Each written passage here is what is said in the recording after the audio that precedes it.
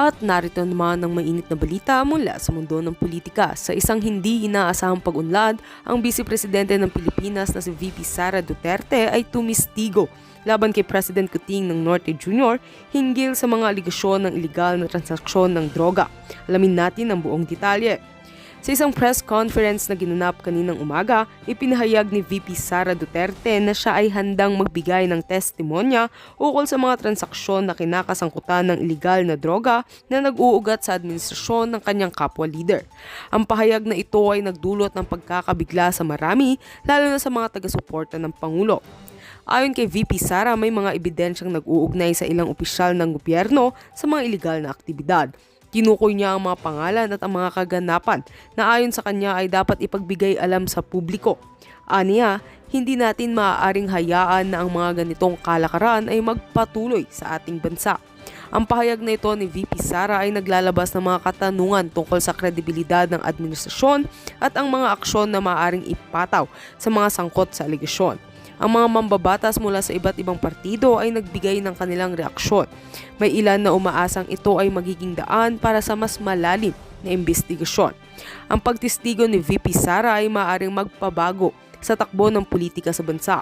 Ito ay isang senyales na may mga hindi pagkakaintindihan sa loob ng administrasyon. Mahalaga ang kanyang testimonya lalo na sa usaping legal. Dapat lamang na mapanatili ang integridad ng imbestigasyon upang makamit ang katarungan. Patuloy na susubaybayan ng aming programa ang mga susunod na kaganapan sa isyong ito. Tinututukan natin ang bawat detalye upang may paalam ang mga mahalagang impormasyon sa ating mga kababayan. At heto nga mga balitang ating pagkakatutukan, at kung bago ka pa lamang sa aking channel ay huwag kakalimutang mag-like, share and subscribe para updated ka sa aming mga bagong balita dito sa Tatak Pinas.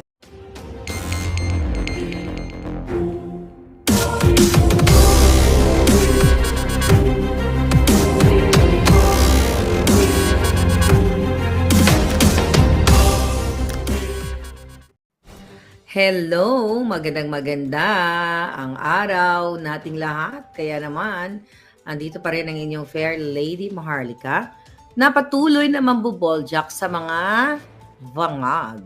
Pero syempre, bago ang mga eksena sa banga, eto muna, pasok na pasok sa banga para sa ating mga palagang OFW. Mabilis, ligtas magpadala ng pera sa Pilipinas. Gamitin ang code na Maharlika. You'll get extra $20 free credit sa inyong unang padala. Kaya naman, kung nasa Amerika, UK, Canada, of course, and Europa, mag-download ka na. So ano na ba ang kaguluhan dito sa ating laban?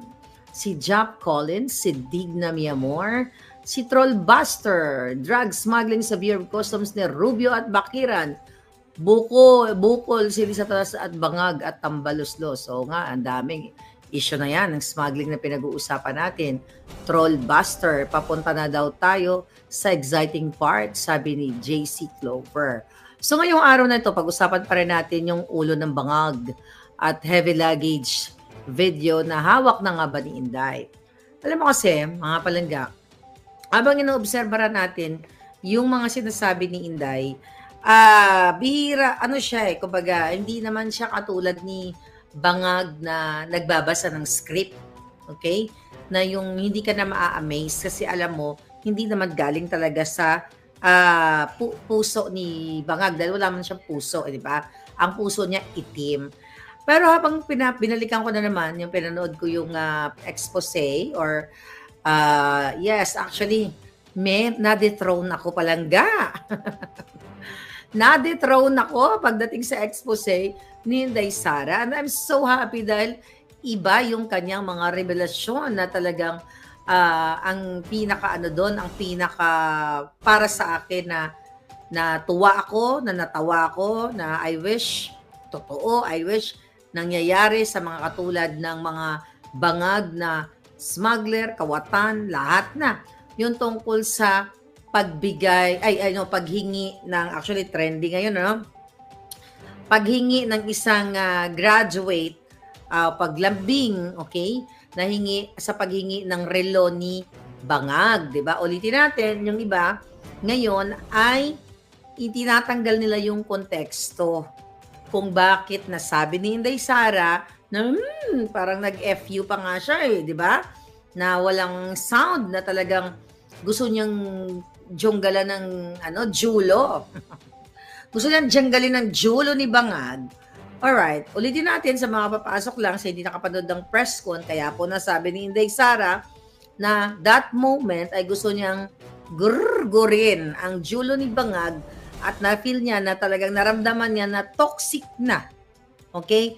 Ang uni team, dahil wala naman talagang yun ang kanilang pagiging magkasama as vice president at president, kasi nga sa mga nakikita niyang ang tawag dito, sa nakita niyang mga kabangagan. Alright, so ulitin natin mismo ang sinabi ni Inday Sara, na sinasabi niya, magkasama kami nag-attend ng isang graduation, merong isang graduate, sabi ng graduate, Mr. President, can I have your watch as a graduation gift? Narinig ko, sabi ni Inday, na nasa tabi ako, di ba, narinig ng katabi ko, but apparently this guy, referring to Bangag, hindi niya alam kung ano ang isasagot. Kasi wala ngang puso si Bangag, si Marcos Jr. So sabi ni Inday, ang ginawa niya ay ang ginawa niya pala ni Bangag ay pinaulit doon sa graduate na, what did you say? Okay, so sinabi ng bata at sabi ni Inday, louder this time, Mr. President, can I have your watch as a graduation gift? So ang sagot niya, why? Why will I give you my watch? Kaya nga nabanggit na sabi ni Inday, at that point, may sakit siya during that time, she's not feeling well, sabi niya, gusto niyang janggalin yung julo ni Jangag. Sabi niya, I realized na toxic na yung relationship and it did not help, na itong dalawang katabi ko tumawa pa, pinagtawanan pa nila yung bata. I saw the humiliation sa face ng bata. Di ba? Kaya nga, kung matatandaan ninyo, binanggit ko kagabi, na in 2019, si Pangulong Duterte ay ibinigay niya mismo yung kanyang relo. So balikan natin, this is not about the price of the watch. Ito'y nagsasalarawan kung gaano sa mga kabataan natin ngayon, nasabi ko nga sa inyo mga palangga, imbis na mag-computer kayo dyan, wala kayong pakialam sa bayan ninyo, kailangan yung lumabas sa kalsada at mag-speak up day kayo dahil ang presidente ninyo ay wala siya sa katinuan. Siya ay Bangag. Adik po siya, Addictus Benedictus. Where is it? Okay?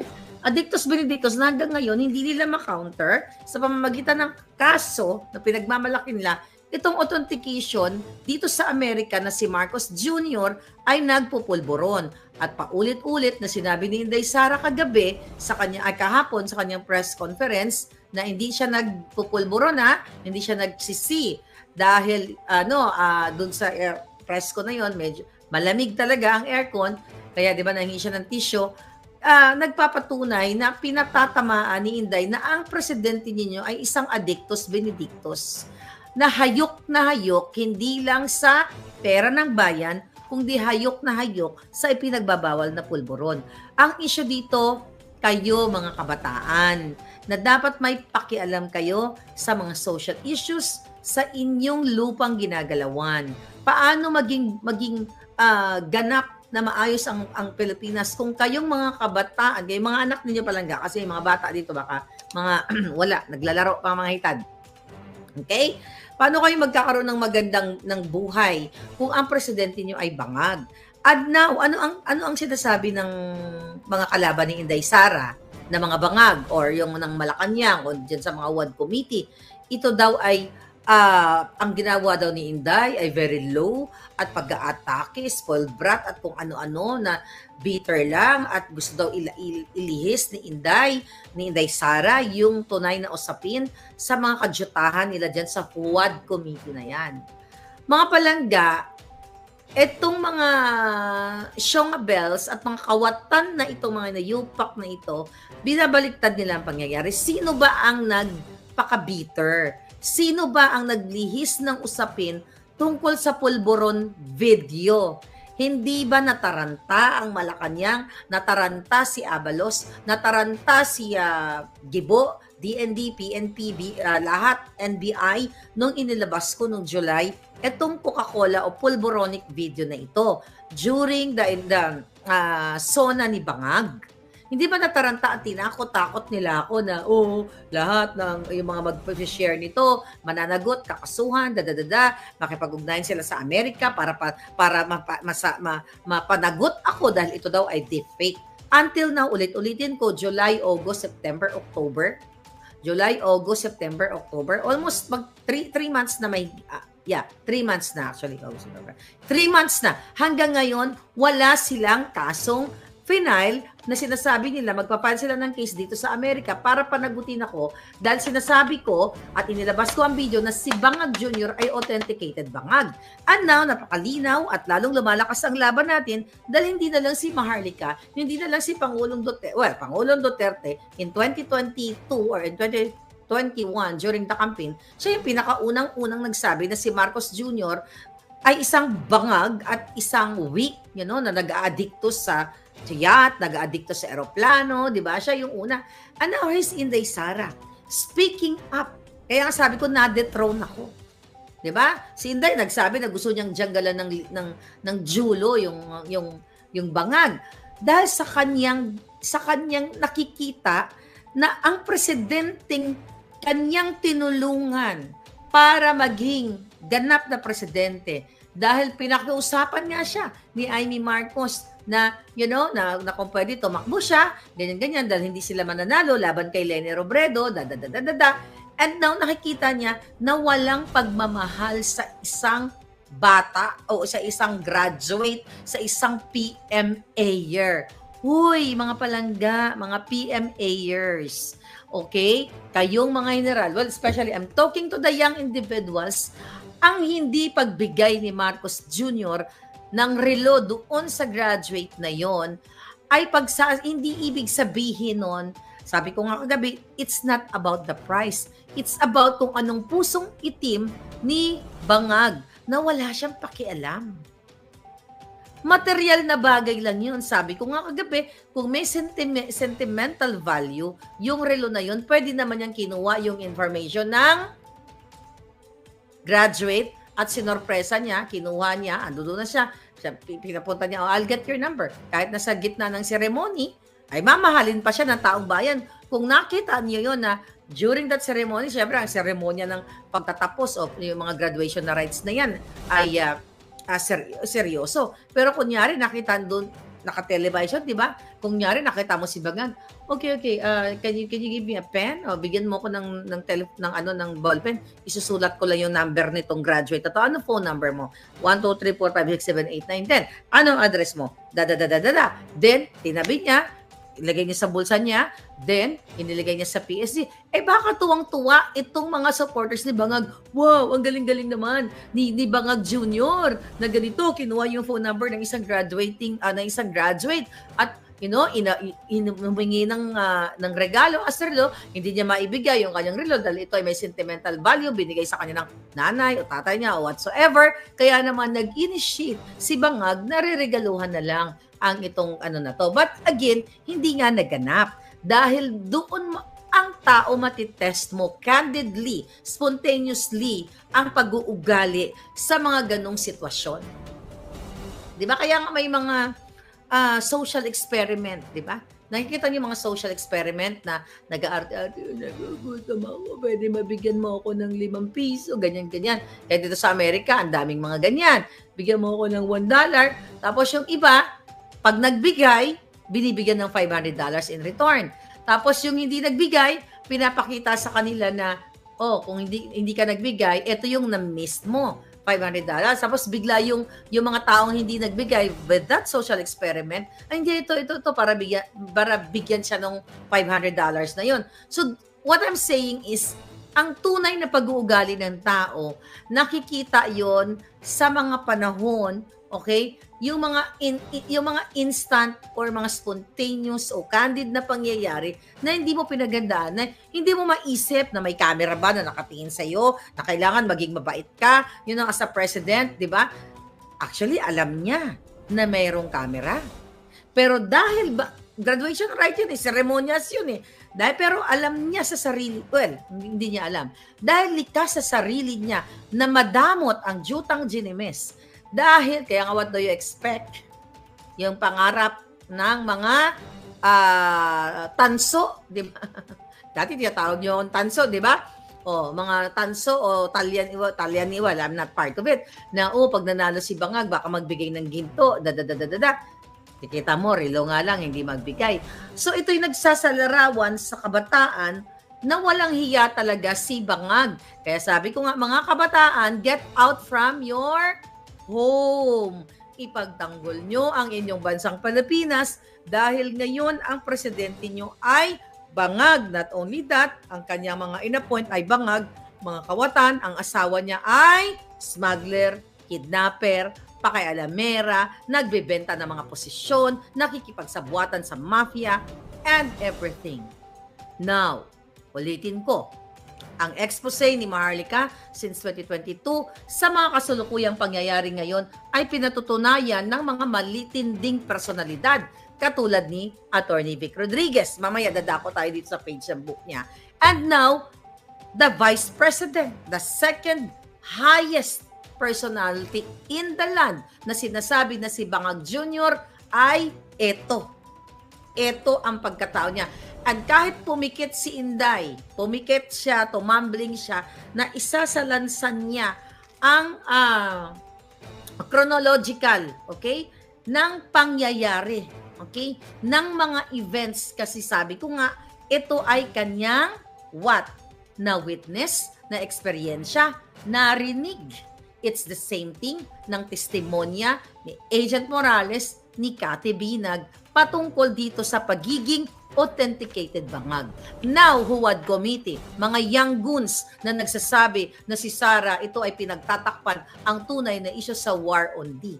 Hindi ba kayo ang nagtakip sa isyu ng putang dinimis na pulburo na ito na dapat kayo ay mayroong tungkulin sa taong bayan na itong taong ito na dapat ay magpapulburon test dahil nahuli mismo, nakita mismo ng lente ng camera nung araw ng kagitingan na ang residue sa kanyang nguso ay naiwan ang favorite niyang ipinagbabawal na powder. Wala kayong pakialam, mga inayupa kayo dyan sa Huwad Committee, mga young goons na mga ihodiponggol ka, mga linti ka mo namin pang dot-doto ng inyong mga itlog at mga kipay. But anyway, mga palaga, ito ang ginagawa ninyo mga hinayupa kayo. Wala kayong pakialam na sinasabi nyo hinaano ni Sara lang, pinagtatakpan yung War on D.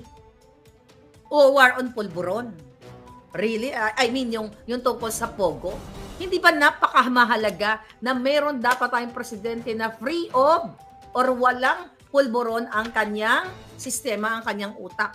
Kaya nga, no wonder, 2 taon na, wala pa rin mga matinong proyekto ang ginagawa itong buwaka ng Genemis na taong ito, okay? Dahil nga addictus benedictus at ang pinagkaabalahan nila ay magnakaw, magpalabas ng mga smuggler at pinapabayaan ang mga online gaming na biktima ang inyong mga anak.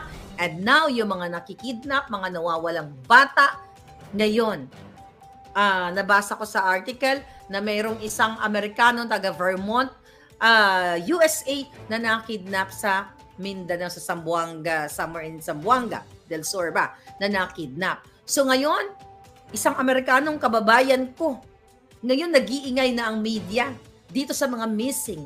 Pero yung mga kababayan ko rin, na mga Pilipino, okay, na mga kawawa, mga kaluluoy na nawawala, kinikidnap, nawawala sila, walang ginawa ang gobyerno ni Bangag. Ngayon, dahil ang kababayan kong Amerikano, dahil what? Puti. Western.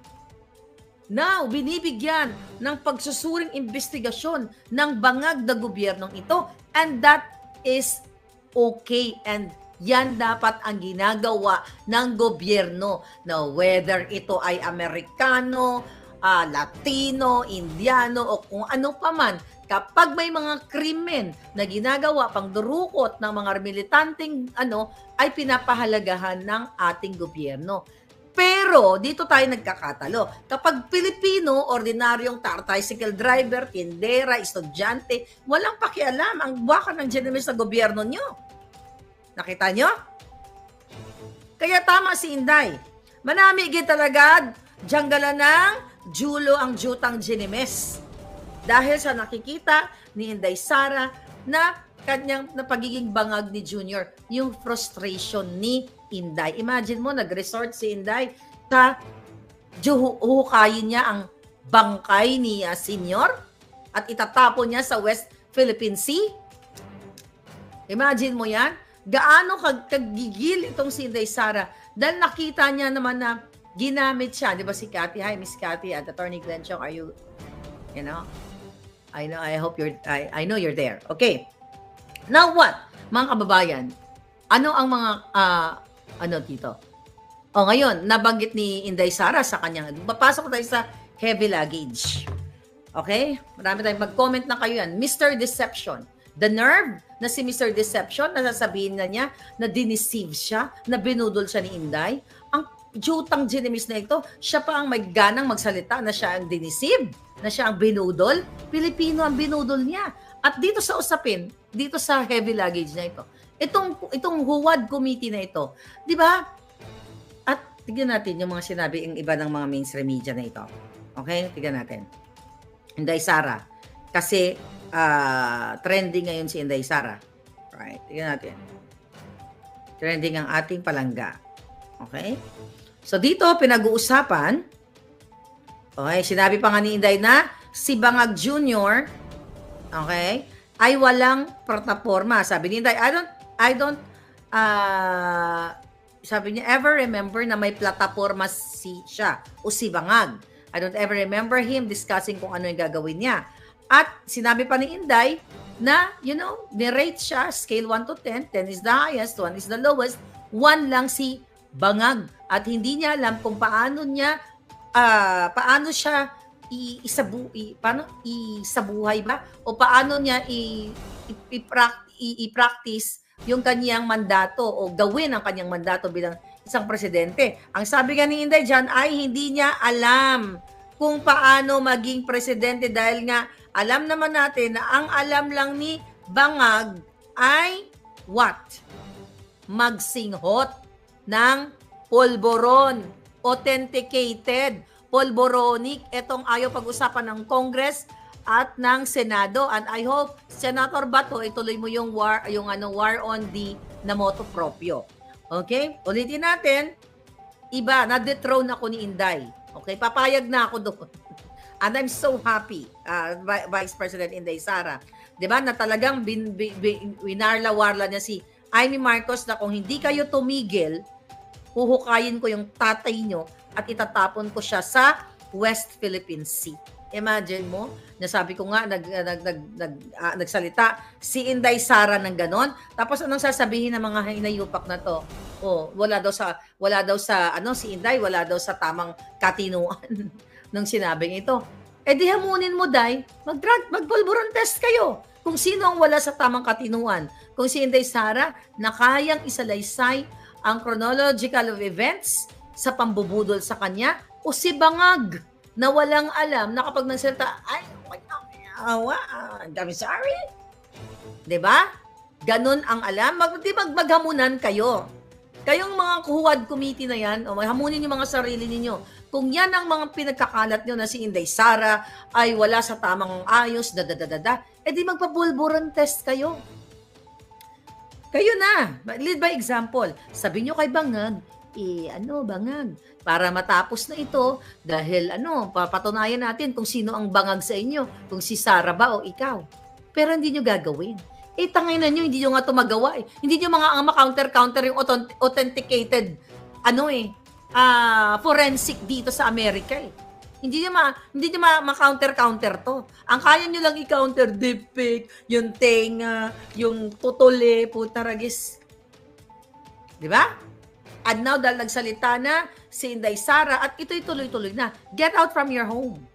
Forget about that election in 2025. Tapusin natin ang mga bangag. Mag-speak up day kayo, lalo na kayo mga PMAers, kayo mga pulis, ang tingin sa inyo ng bangag na gobyernong ito ay isang tinga. Wala silang pakialam sa inyo. Dahil kung may pakialam sila sa inyo, hindi ganyan ang sitwasyon nyo ngayon. Hindi ganyan ang buhay nyo sa Pilipinas. tumataas lahat ng bilihin, kuryente, tubig, nasa oligarkiya na lahat. Hawak na ng mga kaibigan ng mga bangag dahil sila ay hati-hati sa kwarta na galing sa pera ng bayan. Ang panggigipit ninyo, yung pagbayad sa kuryente, sa tubig, di ba? Pagtaas pa lang ng piso, 2 piso, 5 piso, 10 piso, o 100 piso, ay ilang milyon, ilang bilyon yan na paghahati-hatian ng mga jutang ginimas. Hindi yun nakikita yan. Kayong mga PMA year, yun nagsistart pa lang. Hindi nyo pa masyado naaarok yan, ano? I believe the digital,